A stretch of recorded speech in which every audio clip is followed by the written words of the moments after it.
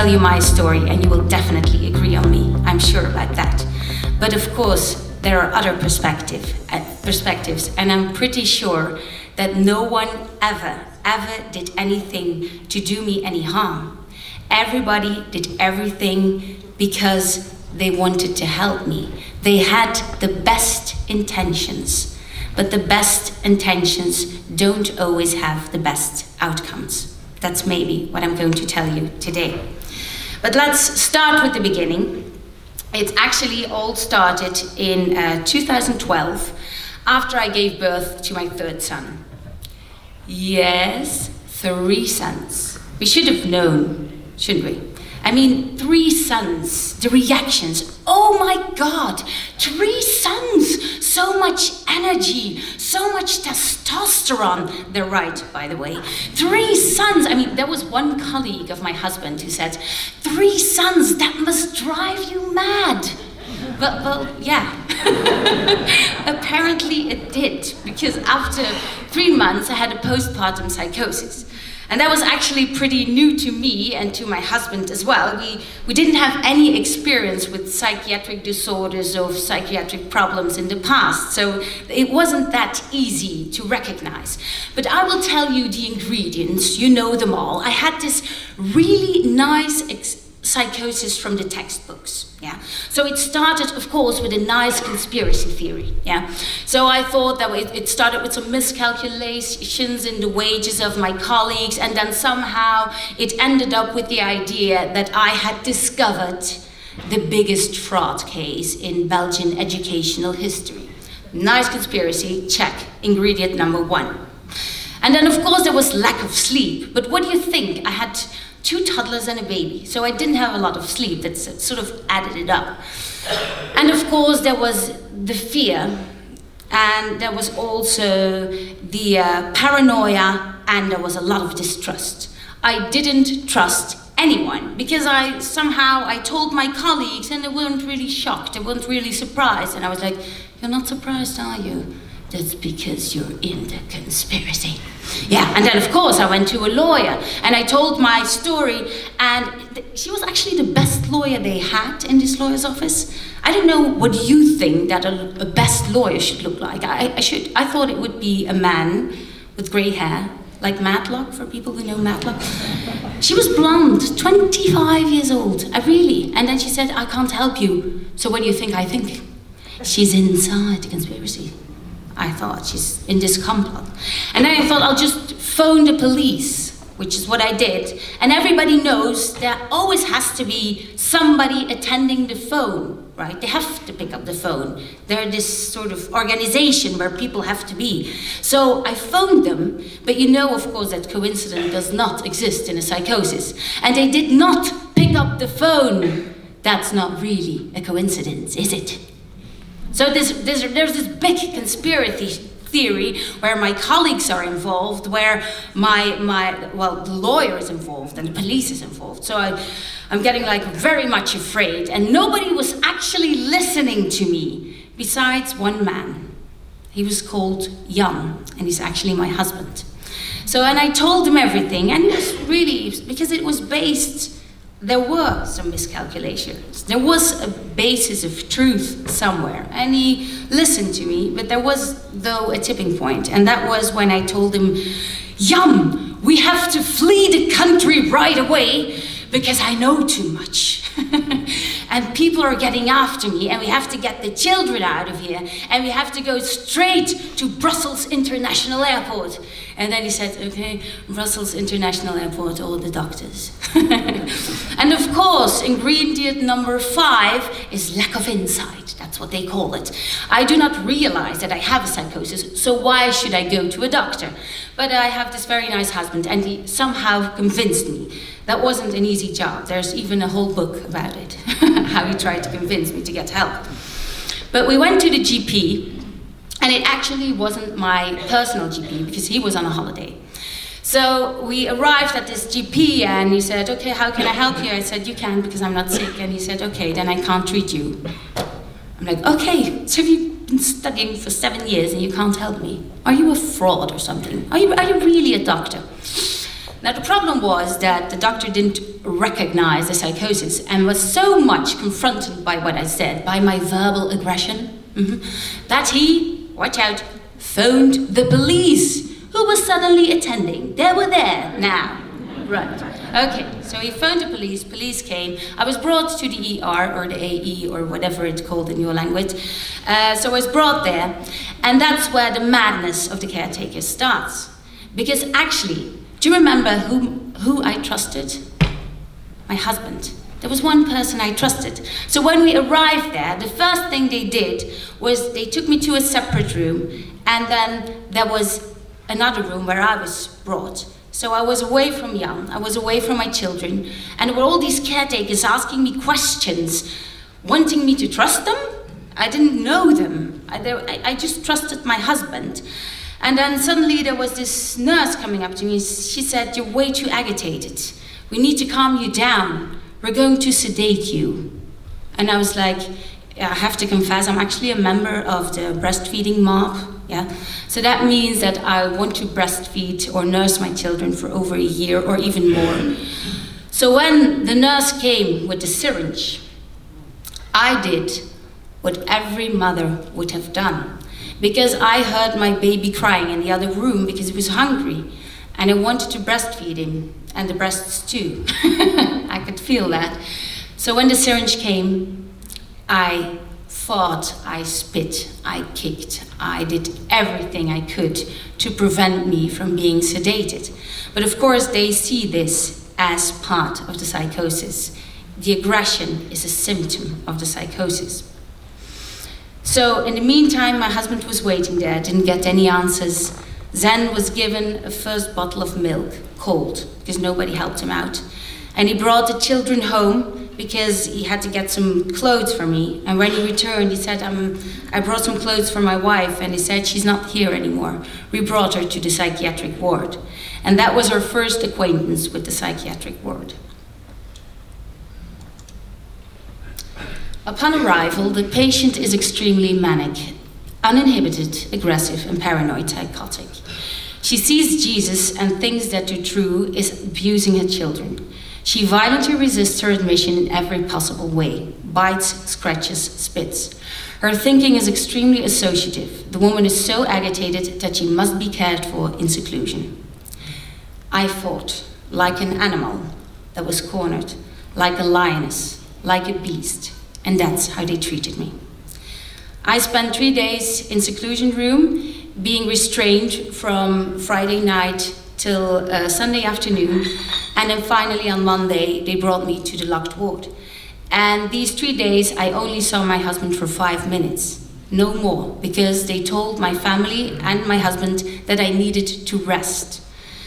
And I was so angry with my husband, because he had promised me for better and for worse, and it wasn't getting any worse than this, was it? And he wasn't there. So finally, they took me to the locked ward, and I didn't know where my children were, but I did get slips of paper and a pencil to write. And all this conspiracy theory about fraud cases was all gone. Wow, this seclusion room really works. But it somehow turned me into a mad mother. Because without my children, the madness aggravated. And so I wrote down, where are my children? Where are my children? I slipped them under the door, and after a while I ran out of slips of paper. And there was just a pencil and a really big white wall. And so I started to write on the walls, I want to see my children, I want to see my children.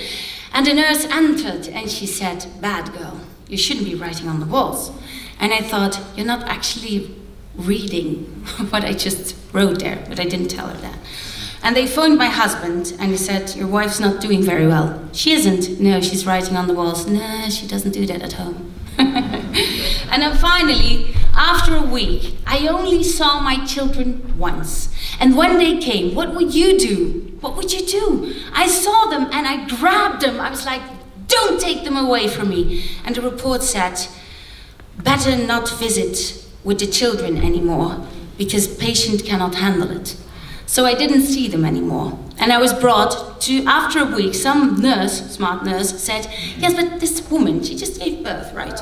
Isn't she this very good patient for our baby mother unit? They had one there. Oh yeah, that might be a good idea.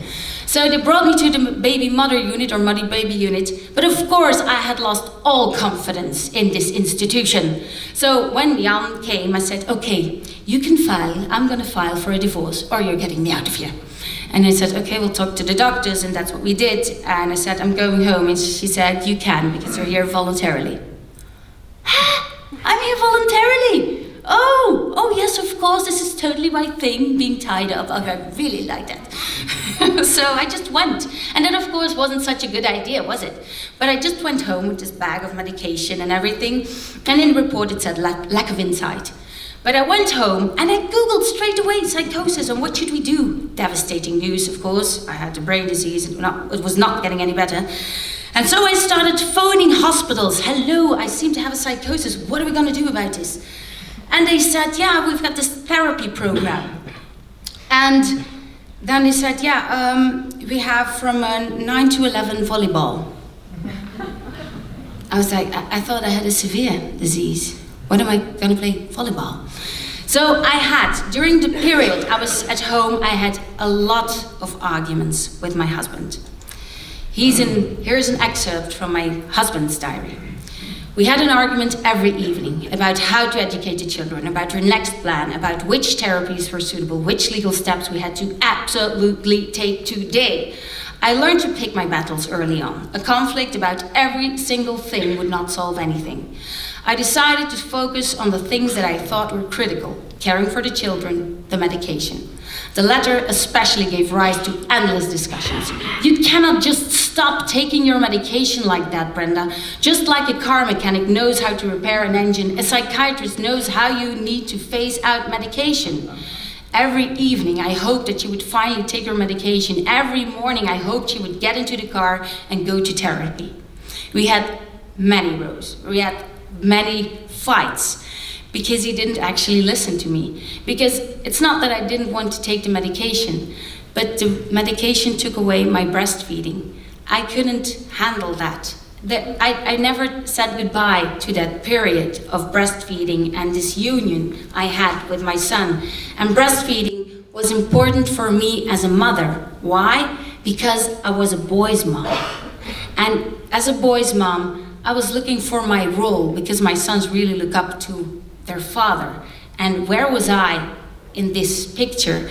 And the breastfeeding made me unique. It made me special. It was something that my husband couldn't do, and they took that away from me. So that's why I had been fighting for it, and that's why I wanted to stop the medication. And no, I didn't want to go to therapy because the children were at home, and I didn't want to play volleyball when the children were at home. So it was so difficult. Nobody actually listened to me. So, of course, after 6 weeks, I decided I wanted to stop the medication.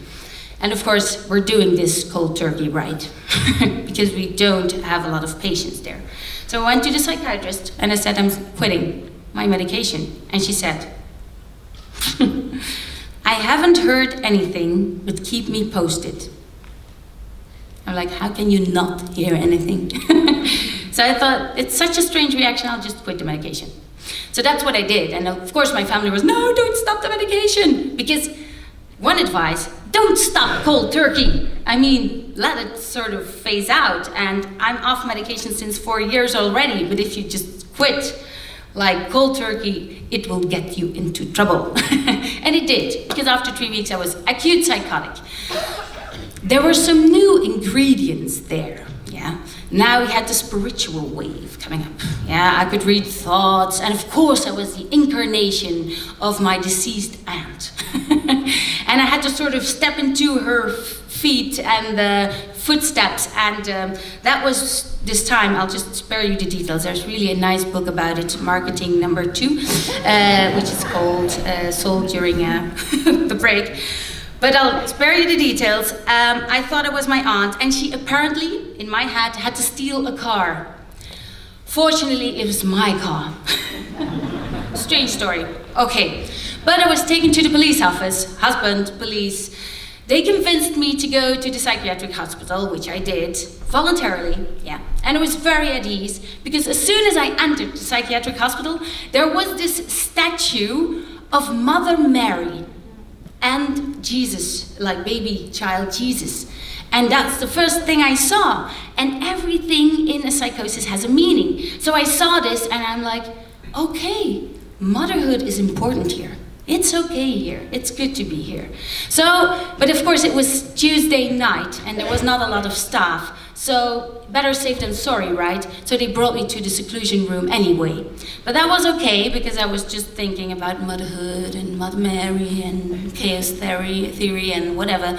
So I was locked in the seclusion room, and somewhere in the middle of the night I had to pee. And I went to the toilet and I saw there was no toilet seat. And I was like, oh my God, I'm in a seclusion room. I had this sort of reality check. And so this happened in the report. Wednesday, 5th of September 2012, 2:50. Suddenly started to scream out of nowhere, wants to leave, very agitated, verbally aggressive, threatening. After talking to the doctor on call, give an injection of clopidogrel, Accutard and Tranxene 50 milligrams and keep her here. Refused the injection, impossible to talk to, took over with 6 nurses, forced 5-point restraint and gave her the injection.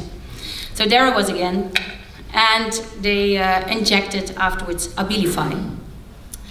I was injected the Abilify and I had to stay there in the seclusion room for a week.